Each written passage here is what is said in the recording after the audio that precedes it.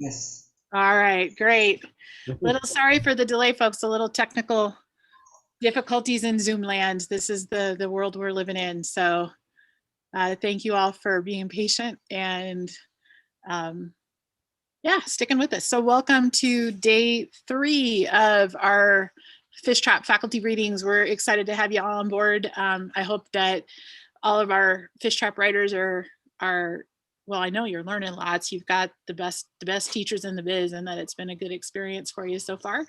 And to all of you who are tuning in from the wider world, welcome. Whether it's live or you're watching this later, we're really grateful that you've chosen to binge watch Fishtrap this week. It's a fun thing to do. So much better than Tiger King, I think. So we shall find out. So I'm really excited today to get to introduce you to a good friend of ours. And for those of you, well, I think everybody here knows Joe. Joe Wilkins is somebody that has a really interesting history with us. There's a few people that that we've have on faculty, Mike's talked about it a little bit, that have just a long relationship with us. Joe was a fellow back in the day. I think is this your third faculty as a summer Fishtrap faculty, and then one at Outpost, is that right? Mm-hmm. Yep. Yeah. And now he's also on faculty for Eastern Oregon University's creative writing MFA, which a lot of you are taking part of. So you can't get away from Joe if you're going to hang out with Fishtrap. It's one of the best things about us, I think. So we're really excited about that. So a little bit about Joe.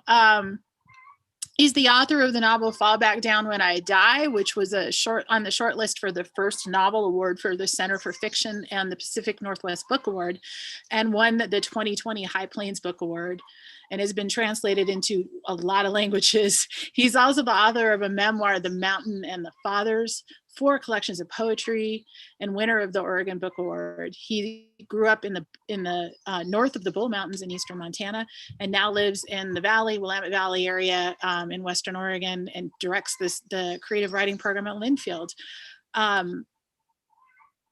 Like I say, we're super excited to have you here and to have you back with us. I wanted to ask you, well, congratulations on the EOU faculty. How has that experience been so far? Oh, great. It's still pretty, I think I stepped in last summer when they needed someone really quick. And it was great. Got to work with some amazing writers. And I'm happy to be back working with them again. And I'm really, we're going to actually be in La Grande next week. So I'm excited to physically meet everybody and get to hang out with other faculty. It'll be really fun.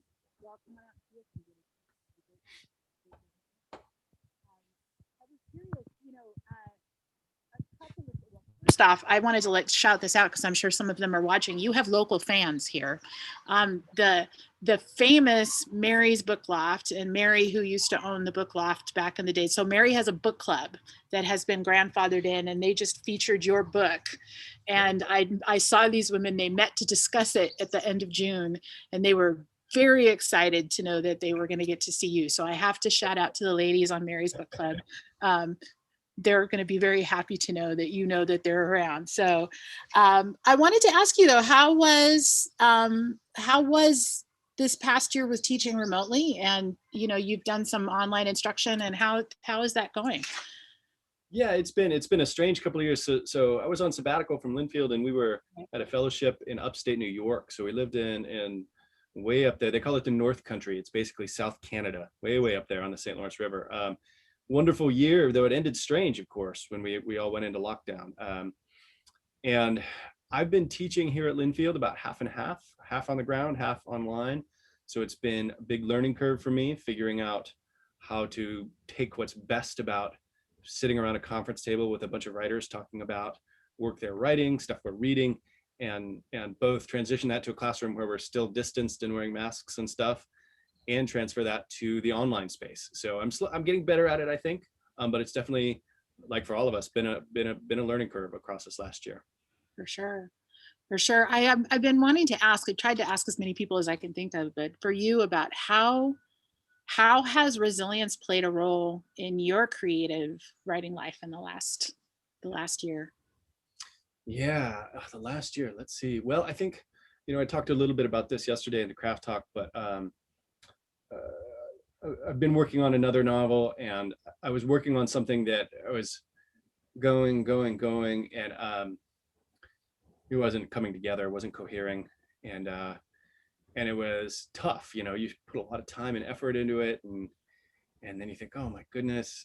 But and I think I will come back to it, but I set it aside about maybe 6 months ago, right in the the middle of the winter, and I had another story that I had just been thinking about and got started on that. And it was a good moment to set something aside and start this new thing, and then it just really took off. So I feel like that was the right decision to slow down, take stock, before I got any farther, and go with sort of go with what felt a little closer, a little more urgent.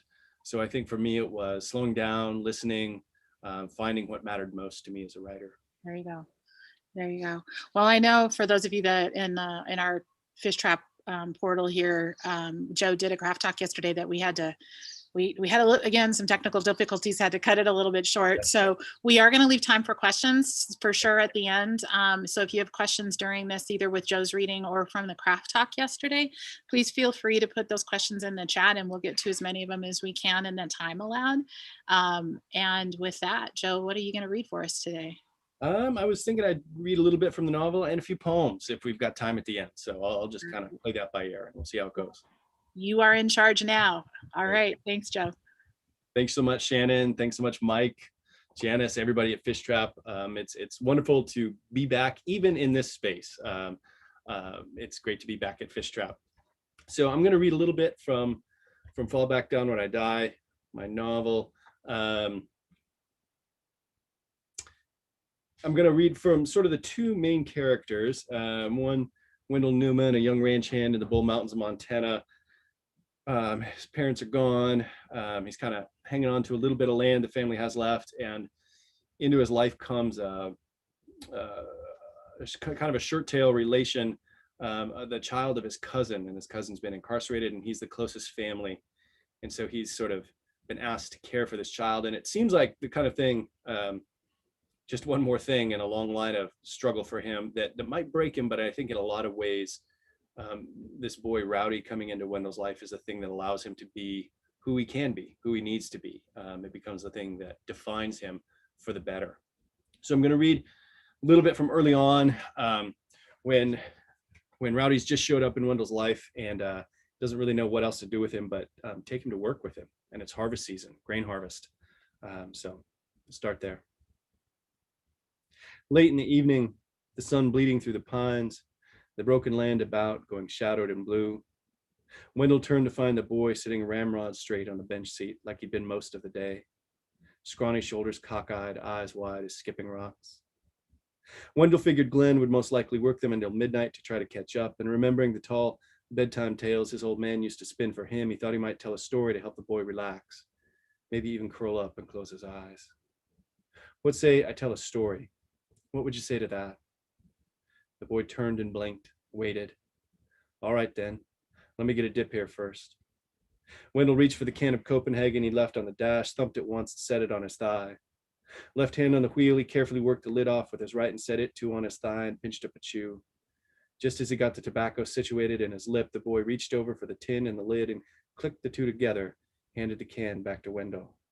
Wendell smiled, winked at the boy. I don't care what anyone says, Rowdy Burns. You're a gentleman.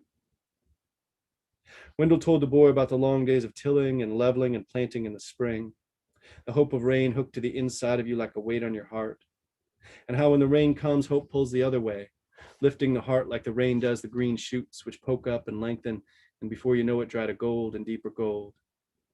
He told the boy about the tremendous red machine of the combine, the spinning forks that feed the wheat to the cutter bar, the triangle blades that snip the wheat, the thresher that does the sorting, sending chaff spinning out behind the combine onto the stubbled field and collecting hard red durum in the hopper, until the combine makes for the edge of the field, the auger bar straightens out and the wheat spills into the empty bed of the grain truck.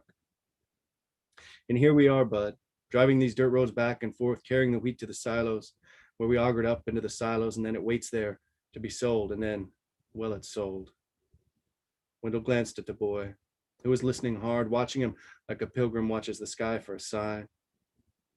Before them, the road unspooled and narrowed off into the far reaches of the gathering night, starlight sliding down through road dust. In the silence, Rowdy blinked and shivered, leaned into the bench seat, relaxing his shoulders ever so slightly. Wendell went on. He told about what came next and easiest to him, which was high school basketball. How everyone in a 50-mile radius showed up for home games, more than half that traveling to away games and tournaments. He told about how goddamn much he missed playing basketball. Coming hard and sharp off Toby Karinko's pick, the squeak of his sneakers, the slick of sweat as shoulder bumped shoulder, and catching the pass from Daniel McCleary and squaring and rising, and at the apex of his leap, levering the ball up and out and watching as he dropped back to the hardwood, the ball snapped through the net. How the crowd rose up then and hooted and hollered and stomped on the old wooden steel bleachers, and how the gym, a tight cinder block square with the out of bounds lines right against the walls, fairly shook with that unbridled sound. Basketball had set things right for him, he told the boy. With his father gone and most of their land sold or leased, he'd been the odd one out on the playground. Here, in this far place, a frontier that was all men and territory, he was the one without, lacking both. And the rules concerning such things were hard and fixed and applied with full and violent force to everyone. But Wendell couldn't find the words to explain this except to say again that basketball had saved him. He closed his eyes for a moment, felt the gravel and the ruts and the old cracked tires and the wheezing metal frame, the secret worries of the stars. He opened his eyes. After they won the district tournament his junior year, he told Rowdy, Glenn had bought the whole team dinner at Jake's, the best steakhouse in Billings. Wendell had scored 26 points and grabbed 11 rebounds, and Glenn had come right up to him special and said he couldn't order anything but prime rib, the most expensive thing on the menu. That steak, Wendell told the boy, was as big as the plate. The sweet, bracing burn of tobacco was in his throat. The boy had curled himself into the passenger side door, eyelids drifting, falling shut. The two of them were close enough to touch, but they were not touching. They were alone in the old rattletrap grain truck, traveling through the dark, one small, true, utterly unseen thing in a universe of such things. Now Wendell told this sleeping shirt-tail relative of his something he'd never told anyone. Even though he didn't take much but basketball seriously in high school, he loved nothing more than when Mrs. Jorgensen, the English teacher, ancient, stern, and angry-looking mole on the side of her nose, would assign a new book. A Tree Grows in Brooklyn, The Outsiders, Cannery Row. He would come home and say barely 2 words to his mother or Lacey before disappearing into his room, and from there into the strange particular worlds of those pages. Places and times where the rules were sometimes the same and sometimes different, and the place he knew so well, Musselshell County, was suddenly, frighteningly, one of many.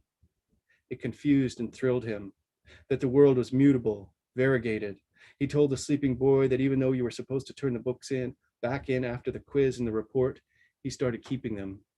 Mrs. Jorgensen must have known, but she never told him to stay after so she could ask him about it, and even if he didn't much have the time to read anymore, those books were still stacked on his bedstand. The moon came up whistle thin, a tooth, a claw, the leanest blade, and a low wind skulked among the twisted knots of sage and greasewood and drifted down the hills, its breath cool and dry where it touched him on the inside of his arm, the hollow of his neck. Because he wanted to, because he'd realized in the telling there was so much to tell. He told Rowdy about the countless days he'd spent tromping through the woods, trapping and hunting in the bulls. He told about the sheer sides of canyons, the faded markings that Indians and homesteaders had carved into the sand rocks. He told about the elk herds growing year after year, surprising everyone in the beetle-sick pine trees, whole ridges gone orange with chewed dead trees. He told about the time he and his old man were checking their trapline when they came on a lynx, the first and last he'd ever seen, just as it was about to gnaw through its own left front knee. His father, calm as could be, raised up his .22 and put a clean hole in the cat's head. They skinned it out that day and cured the hide, and even now, that banded, done, 3-legged lynx hide hung across the back of the easy chair in the trailer. The memory of his father quieted him. There was a sheaf of coyote pelts in one closet or another, and any number of fox and raccoon and rabbit skins tucked here and there. He'd get a couple out for the boy, he thought, hang one in his room maybe. He put one on the floor by his bed for when he got up in the night. He and Glenn had gone into town a couple of weeks ago and stopped for coffee at the drugstore, and all the talk was of the upcoming wolf hunt, the first fair chase wolf hunt in the history of the state of Montana. You ever run your hand across a wolf hide? One of the old timers, milky-eyed Creole Pool, had asked him before remembering who it was he was asking. Wendell thought again of his father, how in one motion full of grace he could lift the rifle from the butt and fire. Wendell came up a low hill, and the headlights of the truck slid from dark sky and star scatter to cheatgrass and gravel road. He still had a few rifles, and he still had his father's old traps. But for how busy Glenn kept him, he hadn't buffed the rust from the teeth or boiled them and dye for a long, long time. The boy shifted in his sleep and stretched his thin legs out until one of his socked feet just touched Wendell's leg.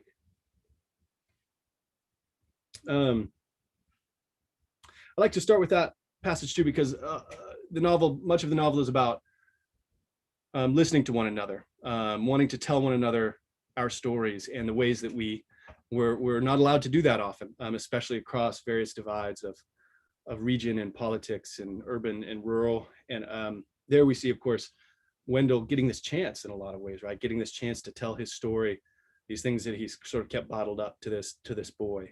And then I'm going to read a little bit here from the other main character, Gillian, who lives in Billings, kind of really the only city in the eastern half of Montana, though she still works at a rural school, still drives down the interstate to a rural school. And she's sort of seeing the same space, the same part of eastern Montana from a very different perspective. And here we see her trying to speak with someone, and it doesn't work so well. But I'm going to read just a little bit from the opening and then skip forward. So, the farmstead, as it came into view down the weedy road, looked like most farmsteads this far north of the Yellowstone, this far into the Bull Mountains. A break in the cottonwoods or jack pines sheltering an outbuilding of corrugated tin, some falling down corrals, the hooks of old pickups and tractors, a two-story farmhouse in some late stage of collapse, and off to the side of the house, a double wide with cinder block steps surrounded by a yard of cheatgrass and dust. And here, at this particular Bull Mountain outpost, beneath a lightning split pine by the barn, a pack of dogs, brown, mottled, rib skinny, bellied down in the dirt, chewing on what looked to be a fresh deer hide. Gillian slowed her Prius and parked near the trailer, then breathed a prayer, a habit from her Catholic girlhood that she'd never kicked. She clicked open the glove box and reached for her pepper spray, slid the cold cylinder into her purse. She eased out and shut the door gingerly. The dogs, 3, 4, maybe 5, ripped at the hide and growled at one another. She quick-stepped across the dirt yard and checked for rattlers. Before hurrying up the cinder blocks, she knocked. The trailer door swung open beneath her fist. The smells of grease and cigarettes and closed spaces washed over her. "Hello," she called. "Miss Wilson, hello." And then just skip a little forward here. What did you say your name was? Gillian breathed and crossed her legs, collecting herself. "Gillian Holton. I'm the assistant principal over at Coulter. I called about Tavin, your son." "Right. What's he done?"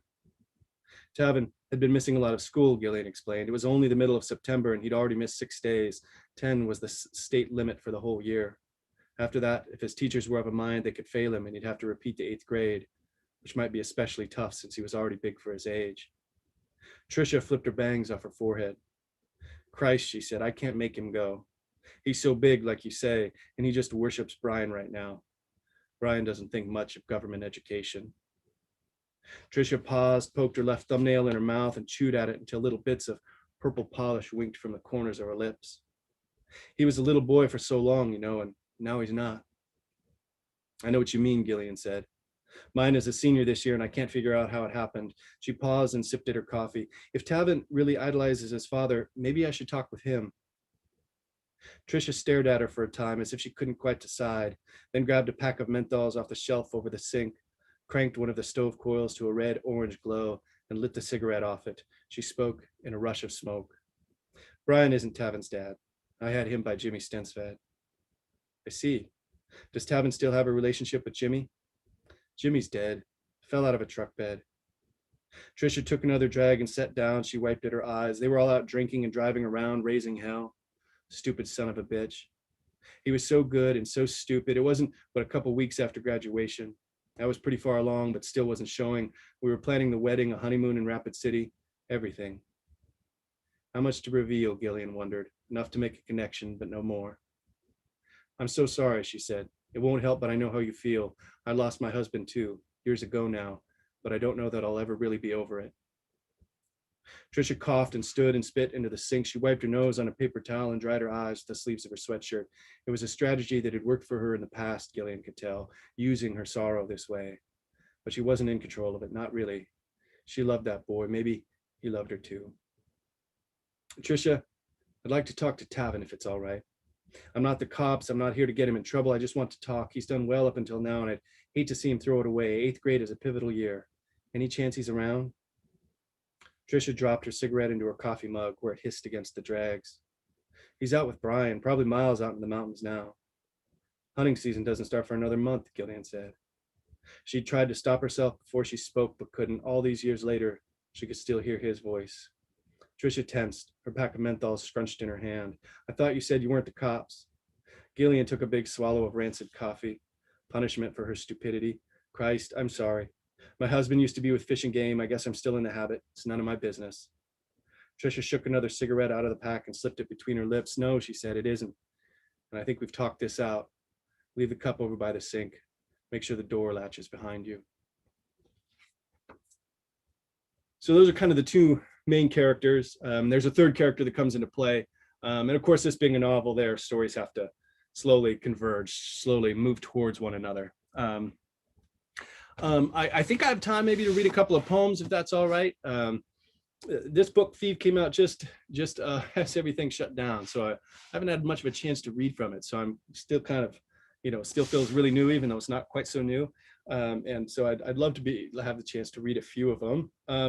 And I think too, some of the concerns about speaking with one another, about talking to one another, about finding ways to talk across divides, the things that divide us, is really a big project of this book too. And there's a whole series of poems that run through here, and they're all subtitled Poem Against the Crumbling of the Republic. And they sort of grow out of an experience I had getting an email from an old friend back in Eastern Montana, someone I hadn't spoken to in 20 years, that we'd been very close in high school.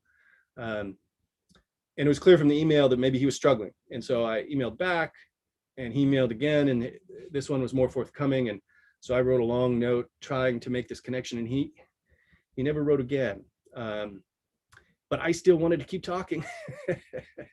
And so I started this whole series of poems sort of addressed to him, because I wanted to keep trying to have this conversation. So I'm going to read a couple of those. This is called If I Could, or Poem Against the Crumbling of the Republic. Old friend, I'm afraid you are lost. The streetlights sputtering, the night about hard and dark. I know you're tired. I know in the turning of your life, this is not where you thought you'd be. Jesus Christ, be careful. The door you see might well be a mouth, its rusty voice the lies hinge. I'd bring a flashlight and a sack of beef jerky sticks if I could. Maybe I can. Maybe if I reach out, my fingers might shape the bones of your face.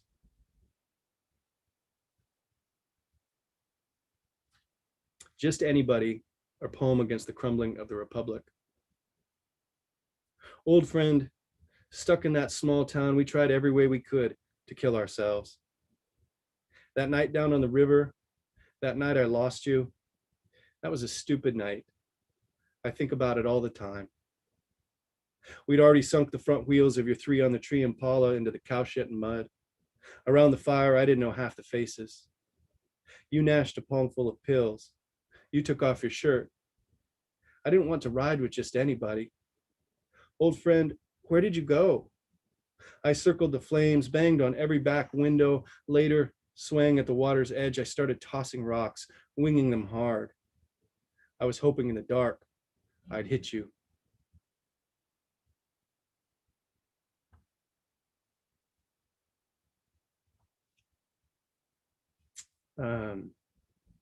This one's called Instructions for Poor White Country Boys Wishing to Be Poets. This is after a poem by the great Nikki Finney.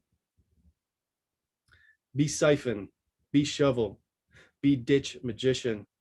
Water here, water there, be in the dirty water, a spool of snakes essing off every which way. Or the greasy crease in your grandfather's slouch hat, the fly swatter snap in your mother's hot hand. Be 10 hours of back break, tamp and crank, zerk gun, cutter bar, come along, get down in the dirt and dig. Know you're getting, you'll never know quite where. Listen to Waylon and get weepy. What all else Emmy Lou will learn you.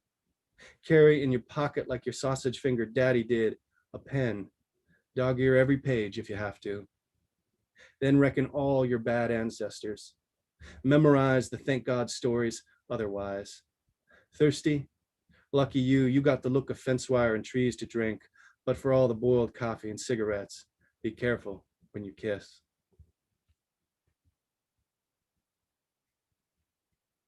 And I haven't mentioned my kids yet, so I got to read one more poem, because they're a constant source of poetic inspiration. I kind of want to give them like co-writing credits for this poem, because this just comes out of kind of listening to them play when they were younger, and it was that magic word pretend, right? As soon as you say pretend, the world changes. Everything is different, and they would just go into their own little space, you know, away from me, away from us, my wife and I. And so this is kind of a poem that riffs on that takes off on that magic, the magic of pretend. And it's called The World in Which You Live Just As It Is.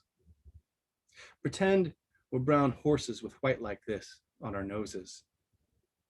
Pretend the wind catches only just our tails behind us. Pretend we're sister and brother and we love one another. And for lunch, there's grass and crackers, and in the field, all the flowers, red, yellow, and there are blue ones too, but don't eat those, they're poison. Pretend we smell wolves. Pretend we are wolves, and when we howl, all the horses run except the littlest one, so we liquor on her white nose, and we're all friends on a mountain chewing flowers. But then I die, and like this, with leaves and sticks, you bury me, and you are so sad, and so am I. And here come the horses with their big hooves to pound the dirt down. I have a house now underground. Do you miss me? Down here, I get so hungry. Pretend, bring me one more mouthful of flowers. Thanks. Wow, Joe, thank you so much. I'm a little speechless right now. I have been jotting notes and drawing grain silos, and I just wanted to say, you know, with the novel, and I remember this when I looked at, you know, when I was reading it the first time, but just how I could smell that trailer that you described. Walking into it, I could smell it, and I could see this woman. I think, you know, your ability to describe a scene or capture, you know, just the environment goes so beyond. I think it has, I would suspect it has a lot to do with your poetry background. So thank you for that. And with that, I wanted to, Cam asked a really great question about how much writing energy does it take to sustain your poetic prose, and when do you give over to narrative? You could just see that transition happening, but how is that process? How much energy does that take? You know, I can't think of anything more fun to spend my time on than playing around with sentences. It's just a delight. I love it. As a prose writer, though, I sometimes have to force myself not to just keep playing around with sentences, because I'd like to do that forever and keep going, right? And so that's sort of the learning curve has been for me is I want the language to often lead me. It suggests things, it helps the narrative move, but there's also times where I just have to be okay with what's there and keep moving, keep going, and knowing that I can come back, right? Knowing that I can come back and deepen and further emphasize and things like that. And I do think as a you know, as someone who loves language, in narrative, you have to pick and choose your moments for, we talked about in our class about where you want to flourish, where you want to kind of have this moment of lyrical upwelling. But we have those in our own lives, right? We have moments that suddenly strike us as really profound and we're not even sure why. And we see something beautiful or something terribly sad happens. And those moments are big for us. And in fiction too, you want to have those same moments. You want to have that texture of experience. And so often the language is one of the ways to texture, to draw attention to, and to make that experience even that much more impactful in that particular character's life. Cam, I hope I kind of answered that question a little bit. There's a few questions here that are about that switch between poetry and prose. There's one that William has here about how the poetry and prose writing impact each other in the composition process. Yeah. I think you talked about that a little bit, but yeah, for me, and you know, they don't, you know, I don't start on something and decide, oh wait, this is a story, not a poem. For the most part, that happens before I even sit down to write. because it is in poetry, it's all about the language, right? It's just giving oneself over to the language wholly. Whereas in the story, in the fiction, you're much more concerned with what's going to happen, right? The same way when you're reading a novel, you're like, what is going to happen? What's going to become of these characters I've started to like, or I'm struggling with, or whatever it is. And so it becomes that question of, I want to know what happens next. I need to write it to figure it out. And so that's the question that pulls me along, even as the language is helping, is providing a kind of momentum or upwelling. And in an essay or in nonfiction, for me, it's often about something I don't understand, right? I'm writing, I'm trying to understand it better. I'm trying to understand it more deeply. And again, these things are slippery, right? Because in those poems I read about, Poem Against the Crumbling of the Republic, that's too, is I'm trying to understand why this old friend reached out, why he stopped corresponding with me. I'm attempting to try to reach out again and understand. So it's kind of doing the work in some ways of an essay, but it's in this different form. So no categories are hard and fixed, right? There's a lot of blending and merging there. It almost sounds like, that there's, again, more questions about that sliding back and forth between poetry and fiction and prose. And actually, look, one of your book club members chimed in on YouTube. It happened. Nice. Talked about when you reached back and forth. It almost sounds to me like it's like a painter or visual artist trying to pick which color will help, expand on the picture itself. They're tools in a sense, less than, here's the formula for a cross genre author. It's 20%, Right. Absolutely. Yeah. Absolutely. What, Sarah wanted to know what contemporary authors of the American West spark you? Oh, so many, and I'm going to forget a bunch of them. I'll name a couple that I've just been recently reading. I'm reading S.M. Hulse's Eden Mine, wonderful novel about the West and land use and politics and reactionary groups of folks. And it's I've been really impressed by how she sustained this first person narrator across the novel. It's really well. I'm not done with it yet, but I've loved it so far. I'm also reading Claire V. Watkins's first book, Battleborn, which I'm really enjoying. It's so every story is so intense. And you can definitely tell she's influenced by some of the greats of sort of Western letters, especially I think Cormac McCarthy. But it's a really good book of stories. If you had, this is a question I have for you, if you had to choose a piece of advice from a mentor or a teacher of yours that you have incorporated into your own writing life and would like to pass on, what would that be, to put you on the spot? So yeah, that's tough. That is really tough. I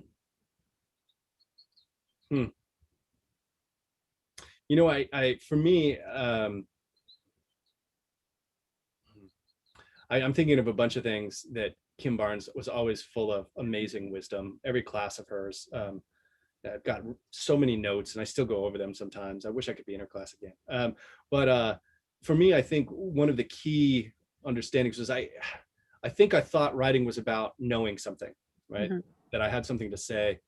And then in grad school, I slowly started to understand that it wasn't that, it was about the questions and the way that the language could lead me deeper into those questions or towards, if not an answer, a kind of narrative completion or a kind of fuller knowing the boundaries of the question. And so it was just realizing that, oh, wait a minute, I'm here to wield language. That's what I'm doing as a writer. It's not that I know anything that's worthwhile. I don't know that I do. It's that the language will help me teach myself about things. And I think that, like that was mostly in poetry classes, I think, where I slowly came to that realization. Yeah. Wonderful. Do you have, let me put this way. How do things like, teaching at Summer Fishtrap or working with adult students, how does that impact your own creative life? What are you learning from your students as you go through this? I'm always learning loads from my students. I just love hearing people's stories, and I love the care people take with one another's stories in classes. It's a, it's the exact opposite of turning on the news most times, right? Where you come away shaken and worried and fearful for the future of everything, and you go into a classroom, you go into a workshop like we had this morning, and I feel sustained and heartened and hopeful because people are listening to one another's stories and telling their stories and trying to make space for one another. That's why I love my job. Yep. Exactly. It's exactly what it is. It's that ability to, when I'm being pith, I say I get paid to hang out with smart people who like books. But the reality is it's getting to connect with other people who are interested in hearing each other's stories and creating and have space for that listening time. So yeah, y'all are inspiring me too. So thank you. Well, Joe's books are available, of course, at our favorite bookstore. You know what we're going to say. So if you go to the Book Loft, I know I've seen them. There's a big pile of them, and I know they'll be happy to ship those out to you if you want to stop on by or check out their website. You can also go into the store, man. They make really good coffee. They make a good hot chocolate too. So I recommend that highly. Joe, thank you so much. I'm very grateful. We will be back online here in about 20 minutes with our next craft talk for those of you that are summer fish trappers. For everyone else, come on back. We will be back at 3 o'clock with gosh, another one of our folks, Whitney Chandler will be doing her first summer fish trap reading, and we're excited for her for that. And in the meantime, stretch, do something wonderful for yourself, and we'll see you back here in a little bit. Thank you so much. Thanks, Shannon. All right.